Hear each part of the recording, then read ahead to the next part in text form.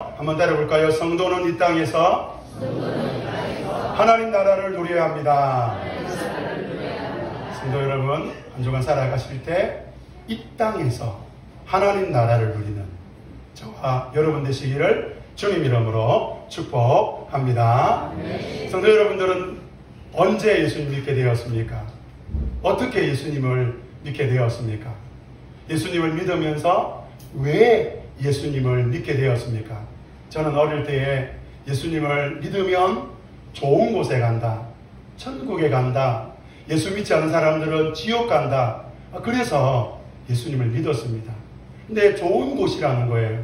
이 땅보다 훨씬 좋은 곳, 여기보다 훨씬 좋은 곳, 그래서 예수님을 믿었는데 5년이 지나도 10년이 지나도 20년이 지나도 그 좋은 곳에 하나님이 저를 불러주지 않는 거예요. 아직도 못 갔어요. 가면 좋은데 안 불러주니까 못 가는 거예요. 왜 하나님은 나를 그 좋은 곳에 왜 빨리 가지 않으실까? 그런 생각을 해봤습니다.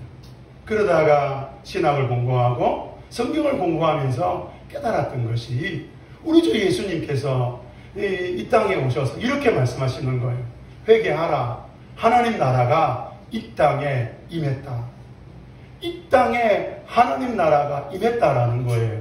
저는 죽어서 좋은 곳에 가는 게 예수 믿는 사람이라고 생각했는데 예수님은 이 땅에 하나님 나라가 임했다. 그리고 이 땅에 하나님 나라가 임하도록 기도해라.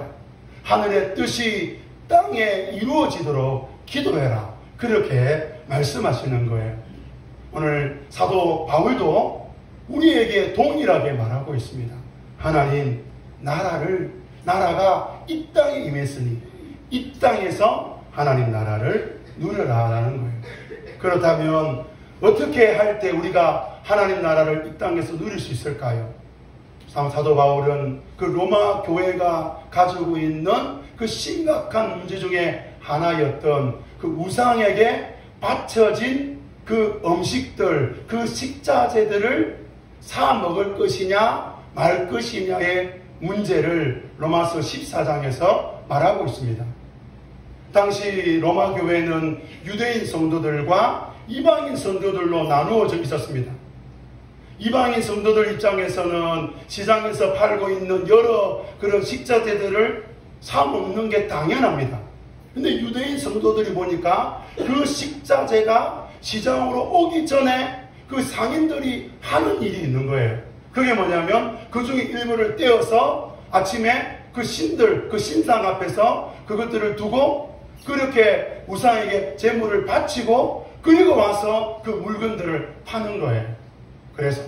그래서 예수 믿는 사람이라면 레위기 말씀을 볼 때 어떻게 그걸 사 먹느냐는 거예요. 차라리 네가 굶어 죽더라도 그거 사 먹으면 안 돼 라고 말하는 유대인들과 지금까지 우리가 사 먹었고 그리고 예수 믿으면 자유한다며 그걸 꼭 그렇게 해야 돼 라고 말하는 그 이방인들의 갈등 속에서 사도 바울은 먹을 것이냐 말 것이냐의 문제를 이렇게 풀어가고 있습니다.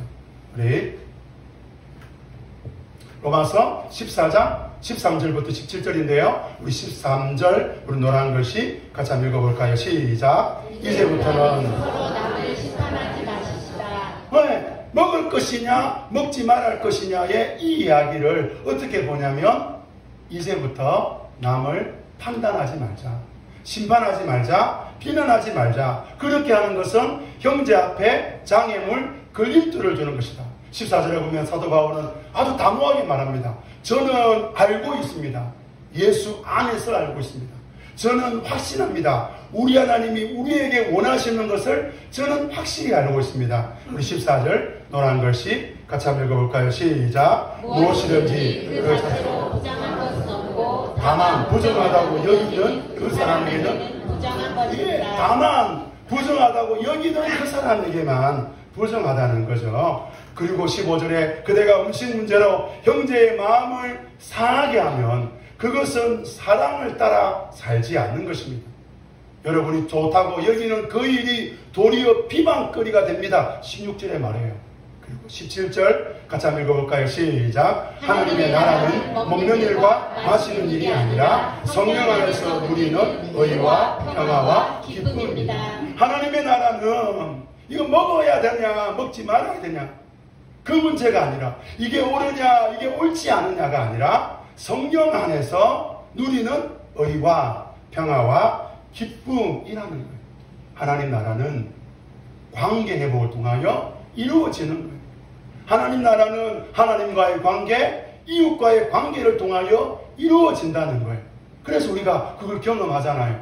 제 아무리 좋은 집에서 좋은 음식을 먹는다고 해도 부모 관계, 부모와의 자녀의 관계가 깨어지면 그 지옥이잖아요. 아무리 좋은 집에 살아도 배우자의 관계가 깨어지면 그것이 지옥이잖아요. 오늘 우리가 이곳에 나와서 하나님을 예배하고 있지만 이곳에서 어떤 성도와의 마음이 불편해지고 어려워지기 시작하면 이곳은 예배 처소가 아니라 이곳은 지옥이잖아요. 그래서 하나님은 우리에게 말씀합니다. 사도 바울은 우리에게 말합니다. 이 땅에서 하나님 나라를 누려라. 한번 따라할까요? 성도는 이 땅에서 하나님 나라를 누려야 됩니다. 한 주간 살아가실 때에 이 땅에서 성도로서 하나님 나라를 누리고 경험하고 전하는 복된 성도들이 되시기를 주님 이름으로 축복합니다. 첫 번째는 성령 하나님을 통해 우리는 하나님 나라를 누리게 된다는 겁니다. 성도 여러분, 저와 여러분이 누구를 통하여 하나님 나라를 누리게 된다고요? 성령 하나님. 로마서 8장 26절에 보면 성령 하나님이 등장하는데 그 성령 하나님이 우리 노란 글씨 26절 같이 한번 읽어볼까요? 시작. 성령께서도 우리의 약함을 도와주시다. 성령이 우리의 약함을 도와준다는 거예요. 그럼 성령 하나님이 왜 우리를 도와줄까요? 두 가지 이유입니다. 하나는 아버지 하나님이 우리에게 그렇게 하라고 말씀했지요. 우리가 지난 시간 몇 주 동안 쭉 살펴보면 하나님은 사랑이시라. 그래서 우리는 그 사랑의 시작, 사랑의 출발, 사랑의 완성이신, 사랑의 근원이신 하나님을 아버지 하나님이라 불렀습니다. 그리고 그 아버지 하나님이 사랑하시는 하나님이 바로 아들 하나님입니다. 하나님은 그래서 아버지 하나님이 아들 하나님을 사랑하시는데 그 아버지 하나님이 성령 하나님을 아들 하나님께 부어주셔서 그 아들 하나님은 성령의 인도하심을 따라 성령의 도우심을 따라 사역하게 되었지요. 놀라운 것은 오늘 저와 여러분을 하나님이 하나님의 자녀, 하나님의 아들로 부르고 계십니다. 이 무슨 말이냐? 하나님이 저와 여러분을 사랑한다는 거예요. 그래서 예수님처럼 우리를 아들이라 부르시고 예수님처럼 우리에게 성령을 부어주시는 거예요. 성령 하나님은 아버지 하나님 말씀에 순종해서 아들 예수님에게 가듯이 오늘 저와 여러분에게 오셔서 저와 여러분의 약함을 도와주는데 두 번째로 우리가 약하다는 거예요. 성령 하나님이 우리를 도와주지 않으면 성령 하나님이 우리를 붙들어 주지 않으면 우리는 살아갈 수 없는 그런 자들이라는 거예요. 여러분 몸이 기억하는 운동이 있습니다. 수영이라든지 자전거라든지. 제가 그 10대 때 자전거를 탔다는 그 어르신이 한 5, 60대가 되었는데 자전거를 타는 걸 봤어요. 이 몸이 기억하는 거예요. 여러분 신앙생활이 뭘까요? 신앙생활이라는 게 익숙해지잖아요. 언제 기도해야 될지, 언제 찬송해야 될지, 찬송가는 어디에 있는지, 로마서는 어디에 있는지, 창세기는 어디에 있는지, 목사님 설교할 때는 어떻게 해야 되는지 우리는 다 알고 있습니다. 이렇게 익숙해지는 게 신앙생활일까요? 익숙해지면 우리는 신앙생활을 잘하고 있는 걸까요? 여러분, 우리가 익숙해져도 여전히 변함없는 것이 하나 있는데 우리는 연약하다는 거예요. 구약에 보면 여인 때문에 힘들어했던 위대한 신앙의 두 인물이 등장합니다. 하나는 요셉이죠. 보디발의 아내가 요셉을 유혹합니다. 그때 요셉은 어떡합니까? 자기의 겉옷을 벗어버리고 도망칩니다. 왜요? 그 자리에 있을 만큼 강하지 않다는 거예요. 여러분 다윗은 어떡합니까? 다윗은 그 밧세바를 쳐다보는데 계속 쳐다보잖아요. 결국 넘어지는 거예요. 유혹을 이길 수 있는 사람은 아무도 없습니다. 우리는 센 척, 강한 척, 굉장히 믿음 있는 척 해보지만 우리는 연약하고 우리는 스스로 세워질 수 있는 사람들이 아니라는 거예요. 그래서 아버지 하나님은 성령을 우리 가운데 보내셔서 우리의 연약함을 도와주시는데 26절과 27절에 보면 우리를 대신하여 기도한다 그래요. 그럼 도대체 우리를 대신하여 기도하는 그 기도의 내용이 뭐냐? 27절 노란 부분 있죠? 같이 한번 읽어볼까요? 시작. 성령께서 하나님의 뜻을 따라 성도를 대신하여 간구하시기 때문입니다. 그 하나님의 뜻이 뭐예요? 사도 바울은 로마서 1장부터 그 16장까지 계속해서 그 하나님의 뜻에 대해서 이야기하는데 바로 관계 회복이에요. 하나님 나라를 누리는 거예요. 성도 여러분, 우리가 어떻게 하나님과의 관계를 회복할 수 있겠습니까? 우리가 어떻게 이웃과의 관계를 회복할 수 있을까요? 자존감 낮은 나와 관계를 어떻게 회복할 수 있을까요? 우리는 그런 관계 회복을 할 수 있는 능력이 없다라는 거예요. 그래서 연약합니다. 그래서 성령이 우리를 도와주지 않으면 우리는 하나님 나라를 누릴 수 없는 거예요. 성도 여러분, 하나님과의 관계를 회복하고 사람과의 관계를, 이웃과의 관계를 회복하는 하나님 나라를 누리기를 원하십니까? 네. 그렇다면 성령 하나님 앞으로 나아가시기를 바랍니다. 네. 날마다 성령으로 충만해져서 성령 하나님을 통하여 하나님 나라를 누리시는 저와 여러분 되시기를 주님 이름으로 축복합니다. 네. 두 번째는 우리가 예수님처럼 될 것을 기대해야 된다는 거예요. 성도 여러분, 저와 여러분이 누구처럼 된다고요? 예수님처럼. 제가 오래전에 어떤 성도를 만났는데 이분은 예수님을 믿습니다. 그런데 교회를 다니지 않아요.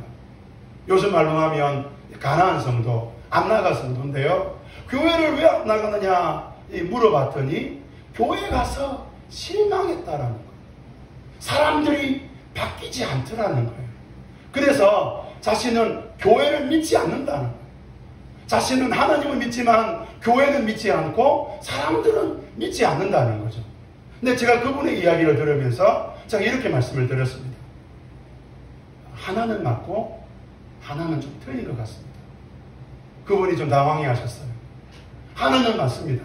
왜요? 여러분, 사람은 바뀌지 않습니다. 여러분, 교회는 바뀌지 않습니다. 사람은 달라지지 않습니다. 교회는 달라지지 않습니다. 여전히 공동체는 어렵고 힘들고 교회는 여전히 문제가 많습니다. 그런데 또 다른 하나가 있습니다. 그 교회를 바꾸시는 분은 하나님이라는 거예요. 사람은 사람을 바꿀 수 없습니다. 저의 목회 철학 중에 하나는 저는 여러분을 바꿀 수 없다라는 확신이 있습니다. 목사라도 사람을 바꿀 수 없습니다. 왜냐하면 저는 저 자신도 바꾸지 못하거든요. 오늘 우리는 내가 누군가를 바꿀 수 있다라는 착각에 빠질 수가 있습니다. 성도 여러분, 사람은 사람을 바꿀 수 없지만 사람을 바꾸시는 분은 하나님이신데 오늘 본문에 보면 하나님은 사람을 바꾸시겠다. 어떻게 바꾸느냐? 예수님처럼 바꾸시겠다고 말씀합니다. 오늘 본문 8장 28절에 보면 하나님을 사랑하는 사람들, 곧 우리 노란 글 읽어볼까요? 시작. 하나님의 뜻대로 부르심을 받은 사람들에게는 모든 일이 서로 협력하여 선을 이룬다는 것을 우리는 압니다. 예? 하나님의 뜻대로 부르심을 받은 사람들에게는 모든 일이 협력하여 선을 이룬다. 정말 좋은 구절이고 많은 성도들이 정말 이렇게 외우고 이렇게 기억하는 구절 아닙니까? 제가 섬겼던 부교육자로 섬겼던 교회에서는 이사를 한다든지 또 뭐 개업을 한다든지 그러면 이 성경 구절을 딱 적혀져 있는 액자를 들고 성도들에게 갑니다. 그럼 성도들이 그 액자를 딱 펼치면서 너무너무 행복합니다. 야, 하나님이 모든 것이 협력하여 선을 이루시는구나. 너무 좋죠. 그런데 질문이 생기는 거예요. 하나님이 모든 것이 협력하여 선을 이룬다. 그럼 그 선이 뭐냐? 협력하여 선을 이루시는 하나님의 뜻이 뭐냐? 그것이 29절에 나옵니다. 우리 29절 노래 한번 읽어볼까요? 시작. 하나님께서는 미리 아신 사람들을 택하셔서 자기 자기 아들의 아들의 형상과 같은 모습이 되도록 미리 정하셨으니. 예, 하나님이 뭐라 그래요?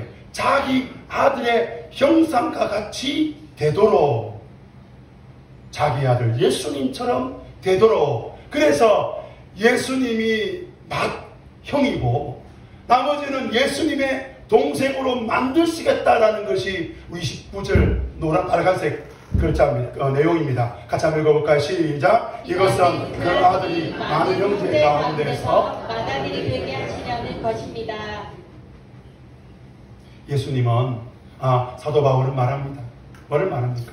하나님은 성령 하나님을 통하여 우리를 대신하여 기도해 주시고, 그리고 하나님이 직접 역사해서 하나님이 미리 정한 미리 택한 그 성도들을 불러내어 구원하게 하셔서 맏아들이신 그 예수님처럼 살게 해 주신다라는 거예요. 자존감에 관련된 책 중에 저는 조세핀이라는 한국 하버드 대학 교수님이신데 한국 분인 그 여자분, 그 교수님의 책들을 저는 굉장히 좋아합니다. 여러분 혹시 좀 필요하시다면 그 조세핀이라는 그분의 책을 좀 읽어보시면 좋습니다. 그분의 강의를 제가 유튜브로 듣게 되었는데, 이분이 어떤 이야기를 하는데 자기 어릴 적 이야기를 하는 겁니다. 자신이 부모님을 따라 미국으로 건너갔답니다. 아버지가 이민 개척교회 목사를 했는데 교회가 성도들이 별로 없는 거예요. 그러니까 이 성도들이 누군가 결석하면 자신이 이 땜빵을 해야 되는 거예요. 주일학교 선생님이 안 왔다. 그러면 사모님이, 엄마가 부른다. 그래요. 조세핀. 네, 오늘은 너 주일학교 교사야. 예를 들면 반주자가 없는 거예요. 그러면 조세핀, 너는 오늘 반주자야. 너 오늘 식당에 가서 일을 해야 돼. 너 오늘 안내해야 돼. 항상 그렇게 자기 인생이, 다른 친구들은 그렇게 안 하는데 자신은 항상 땜빵 이런 인생. 왜 이럴까? 하나님이 도대체 나를 왜 이렇게 힘들게 하실까? 세월이 지나 이제 교수님이 되고 난 다음에 깨달았다는 거예요. 뭘 깨달았느냐? 하나님이 자기를, 다른 교수님들은 이 땜빵을 못한다는 거예요. 갑자기 강의가 하나 딱 들어오면 그거를 감당을 못 해내는 거예요. 강의하고 왔는데 갑자기 이렇게 화면이 안 띄워지고 마이크가 잘 안 되고 그러면 다들 당황해 하는데 자신은 하나도 당황스럽지 않다라는 거예요. 왜? 땜빵으로 살아온 이 길 걱정하지 않는다. 그래서 자신이 이렇게 강의를 잘하게 되었다. 그 이야기를 제가 듣게 되었습니다. 오늘 우리는 왜 나에게 이런 질문을 하게 됩니다. 하나님이 왜 나에게 이런 일을 하실까? 왜 내 삶에 이런 일이 일어나지? 그런데 오늘 로마서 8장 28절 우리 29절에 보면 하나님은 우리를 통해서 예수님처럼 만들어 가시는 거예요. 왜 이 사람하고 삽니까? 예수님처럼 만들어 가시려고. 오늘 저와 여러분이 왜 이 사천꽃밭교회에 나와서 예배합니까? 하나님이 저와 여러분을 예수님처럼 만들어 가시려고. 오늘 우리가 이 사실을 믿어야 되는 거죠. 저 사람 인간 되겠나? 인간 됩니다. 왜 인간 됩니까? 저 사람이 인간 되는 것은 내가 노력할 때 저 사람이 인간 되는 게 아니에요. 내가 사람 되겠나? 예, 내가 사람 됩니다. 왜 그렇습니까? 우리 주 예수님이 저 사람을 예수 믿게 하시고 저 사람을 하나님의 자녀 예수님처럼 살게 해 주시겠다라는 거예요. 오늘 모든 것이 합력하여 선을 이루시는 하나님께서 저와 여러분을 예수님처럼 만들어 가실 것을 믿으시기를 주님 이름으로 축복합니다. 그렇다면 예수님처럼 산다는 게 뭘까요? 예수님처럼 된다는 게 뭘까요? 복음서 마태, 마가, 누가, 요한복음에 보면 예수님이 어떻게 살았는지 나옵니다. 예수님이 어떻게 말씀하셨고 예수님이 어떻게 행동하셨고 예수님이 어떻게 살아가셨는지 보게 되죠. 예수님은 창녀와 식사하십니다. 예수님은 죄인들의 친구가 되십니다. 예수님은 나라 팔아먹는 그 세리를 자기 제자로 만드십니다. 예수님은 자기를 죽이려고 음모를 꾸미고 있는 종교 지도자들에게 편견 없이 하나님 나라를 말씀하십니다. 그러면 우리는 어떻습니까? 우리는 친한 사람끼리 잘 지냅니다. 수준이 맞는 사람들과 교제합니다. 우리는 우리가 잘 지낼 수 있는 사람들과 사귀려고 합니다. 여러분 기억하십시오.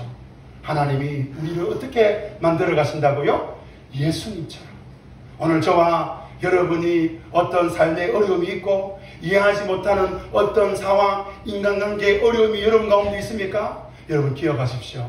예수님은 그 모든 것들을 통하여 저와 여러분을 예수님처럼 만들어 가시는 것입니다. 그래서 우리가 이 시간 선포하기를 원합니다. 한번 따라합시다. 나도 예수님처럼 된다. 옆에 보내마시다. 성도님도 예수님처럼 된다. 오늘 저와 여러분의 삶을 통하여 모든 것이 합력하여 예수님처럼 만들어 가시고 예수님처럼 살게 하시고 예수님처럼 하나님 나라를 누리게 하는 그 하나님의 놀라운 비전을 깨닫고 살아가시는 저와 여러분 되시기를 주님 이름으로 축복합니다. 우리 마지막 세 번째로 하나님 나라를 누리게 하시는 아버지 하나님의 능력을 믿어야 됩니다. 성도 여러분, 누구의 능력을 믿어야 됩니까? 아버지 하나님의 능력을 믿어야 됩니다. 내가 하나님 나라 만드는 거 아닙니다. 내가 하나님 나라 만들었다면 성령 하나님 우리를 도와줄 필요도 없고 하나님이 모든 것이 합력하여 선을 이루어 우리를 예수님처럼 만들겠다라는 하나님의 비전을 선포할 필요도 없고 우리는 그저 우리의 노력과 애씀과 우리의 수고로 하나님 나라를 누리게 되면 되는 겁니다. 그러나 걱정할 필요가 없습니다.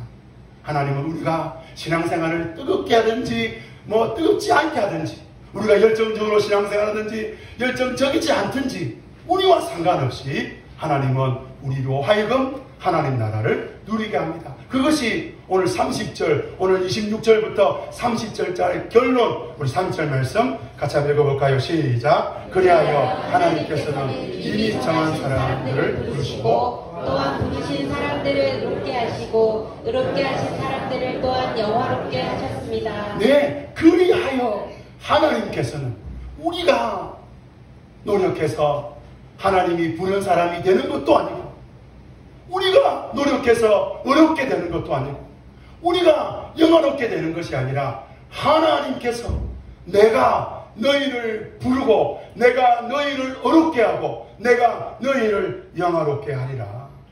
주도권은 하나님께 있는 것이죠. 고성의 그 시골 그 교회를 총각 전도사 때 섬겼던 적이 있습니다. 그 교회로 간 이유는 학부 때 신대원 안 가야 되겠다 싶어서 그래서 그 교회로 갔습니다. 시골 교회로 도망치면 신대원 가라고 아무도 말하지 않을 것 같아서 시골 교회에 갔습니다. 철이 없어서 그 학부 때 저도 모르게 그 동기들에게 나는 이제 가을쯤 됐을 때 나는 신대원 시험 안 칠 거다. 난 신대원 안 갈 거다. 목사가 안 될 거다. 이렇게 하니까 동기들이 난리가 났어요. 동네 그 신대원 형님들이 막 그냥 있지 않는 거예요. 너무 힘들었어요. 그래서 어떻게 하면 도망칠 수 있을까? 마침 그 시골 조그마한 그 8명의 성도가 모이는 그 교회 공고 같은 거예요. 제가 지원했잖아요. 그 당회장 목사님이 얼마나 저를 좋아하시는지 너무 고맙다고 계속 고맙대요. 제가 말씀드렸습니다. 제가 더 고맙습니다. 제가 더 고맙습니다. 시골 교회에 갔는데 그 동네에 20명 정도의 그 어르신들이 살았습니다. 이 동네에 저희 교회 한 8분 정도 이 교회를 나왔는데요. 그 교회에 가장 젊은 분이 한 70대 중반이었어요. 70대 중반. 그 70대 중반이 교회 청소를 합니다. 그러면 80대 어르신이 와가지고 그 청소 검사를 해요. 그리고 막 뭐라 해요. 아니, 우리 때는 이렇게 청소 안 했는데 요새 젊은 것들은 젊은 게 77세. 네. 좀 많으시면 87세. 이런 시골 교회. 그래서 제가 그 시골 교회 가가지고 보니까 그 두 분은 천주교회를 다니고 두 분은 동네 업에 있는 교회를 다니고 나머지 한 8분 정도가 교회를 안 다닌 거예요. 제가 그분들 전도해보자고 이야기했습니다. 저는 그렇게 이 사람들 전도해보자고 그렇게 이야기하면 이 성도들이 할렐루야, 역시 젊은 전도사님 다르네요, 감사합니다, 해봅시다, 이럴 줄 알았어요. 그런데요, 이분들이 버럭거리는 거예요. 전도사님, 우리 다 해봤습니다. 저 인간들은 절대로 예수 믿을 인간들은 아닙니다. 막 저한테 그러는 거예요. 기도하는 가운데 하나님 제게 쑥떡으로 전도해봐라. 그래서 제가 그 70대, 80대 그 어르신들 8명을 오후에 마치고 동네 뒷산으로 갔습니다. 기도하자가 아니라, 자, 보라. 쑥이 얼마나 많으냐. 이 쑥을 다 캐라. 쌀은 내가 사겠다. 이래가지고 쌀 사서 쑥떡으로 전도하기 시작했습니다. 생각해보면 쑥떡으로 준다 하니까 진짜 완강하시더라고요. 얼마나 완강하냐. 정말 완강하셨어요. 절대로 이분들 중에 한 분도 교회에 오실 분은 없다고 저는 확신했습니다. 그리고 시간이 흐르니 보니까 교회 안에 16분의 성도들이 앉아있는 거예요. 그 교회는 전주교인 그것 빼놓고 더 이상 전도할 사람이 없는 그런 동네가 되었던 것을 저는 보게 되었습니다. 우리 오른쪽에 보면 우리는 동네 선교사입니다. 그리고 막 붙여져 있잖아요. 많은 성도들이 자신의 동네를 두고 기도하기로. 저는 우리 사천꽃밭교회 우리 공동체가 이 동네 선교사로 우리 모두가 헌신하기를 소망해 봅니다. 여러분, 동네 선교사가 뭡니까? 하나님이 하라고 하는 대로 하는 거예요. 기도하라 그러면 기도하는 거예요. 하나님께서 그 동네에 품고 기도하라. 그럼 기도하다가 주님 앞에 가면 되는 거예요. 저는 하나님께 기도했을 때에 인사하라였어요. 인사하라. 제가 동강에 살지 않습니까? 동강 108동 제가 지나다닐 때 보시면 저한테 인사를 받을 수 있습니다. 그 인사하라. 이게 참 쉬울 것 같은데 어쩔 때는 잘 안 돼요. 어떤 분들이 제가 타고 난 다음에 엘리베이터에 다른 분이 한 분이 타는데 바로 들어올 때 적시로 순종해서 인사하면 딱 되는데, 안녕하세요 그러면 되는데 그 타임을 놓치잖아요. 그러면요, 그 뻘쭘합니다. 그분도 뻘쭘해하고 나도 뻘쭘해하는데 갑자기 그분 앞에 딱 보고 눈 감고 있는데 안녕하세요. 되게 어렵더라고요. 그래도 순종합니다. 주님이 하라고 합니다. 여러분, 사천 땅은 100명 중에 98명이 예수 믿지 않는 황금어장입니다. 저는 이 땅에서 목회를 하나님이 은퇴할 때까지 하라 그런다면 제가 볼 때는 제가 은퇴할 때까지 해야 할 일이 너무 많을 것 같아요. 매년마다 시간마다 예수영적 모임을 통하여 생명의 삶을 통하여 예수 믿지 않는 분들이 예수님을 믿게 되고 또 구원받아서 세례를 받고 하나님의 자녀로 살아가고, 이게 얼마나 큰 일일까. 여러분, 이 땅은 진짜 블루오션, 예수 믿지 않는 분들이 너무 많은, 비신자가 너무 많은 너무 좋은 땅입니다. 복된 땅입니다. 어떤 목사님은 저에게 사천은 바로 목회자의 무덤이라고 그렇게 말씀하시더라고요. 왜냐? 아는 거예요. 이 서부 경남은 예수 믿는 사람들이 많지 않다는 거예요. 제가 제 동기 중에 한 분 목사님은 여수 쪽에서 사역하는데 그 목욕탕을 월화수목 따로 이렇게 한다는 거예요. 이야기를 들어보니까 그 여수에는 예수 믿는 사람들이 많고 예수 믿는 성도들이 은혜를 받아가지고 목사님들에게 50% 막 70% 막 그렇게 목욕탕 열었다는 거예요. 이야, 어떤 영화관은 목사님은 공짜래요. 성도 한 명 데려가면 공짜래요. 이야, 너무 좋은 땅이다. 너무 좋은 곳이다. 저는 그런데 다시 뒤집어보면 이 사천이야말로 진짜 좋은 땅 아닙니까? 오늘 저와 여러분이 이 땅을 바라볼 때 여러분 어떻게 바라보십니까? 밖에 나가서 사람들을 만나면 예수 믿는 성도가 없습니다. 제가 누군가를 만나는데 저 교회 다닙니다. 저 예수 믿습니다. 그렇게 말해주는 분들을 만나기가 너무 어려운 도시가 이 도시입니다. 여러분, 이 도시에 하나님이 일하기를 원하고 계십니다. 하나님이 저와 여러분을 쓰시기를 원하십니다. 여러분, 오늘 저와 여러분이 오늘 어떻게 우리가 주님 앞에 구원받고 어떻게 우리가 어렵다 하심을 받았고 우리가 어떻게 영화롭게 되어져 갑니까? 우리의 힘이 아닙니다. 우리의 능력이 아닙니다. 아버지 하나님의 능력이 우리 가운데 임하셔서 오늘 복음화율 2%도 되지 않는 이 도시 가운데 우리가 예수 믿게 된 거예요. 그러면 그 하나님이 우리만 예수 믿게 하겠습니까? 하나님은 저와 여러분을 통해서 이 도시를 바꾸게 할 것입니다. 저는 사천 꼬박교회를 바라볼 때에 두 가지 비전이 있습니다. 오늘 저와 여러분이 예수 믿어 달라집시다. 예수 믿어 변화됩시다. 예수 믿어 이 땅에 하나님 나라를 누립시다. 그래서 우리를 통하여 이 땅에 수많은 사람들이 하나님 나라를 보고 경험하고 우리가 믿는 그 예수를 믿는 기적이 일어나시기를 주님 이름으로 축복합니다. 우리 찬양합시다. 성령 하나님 나를 만지소서.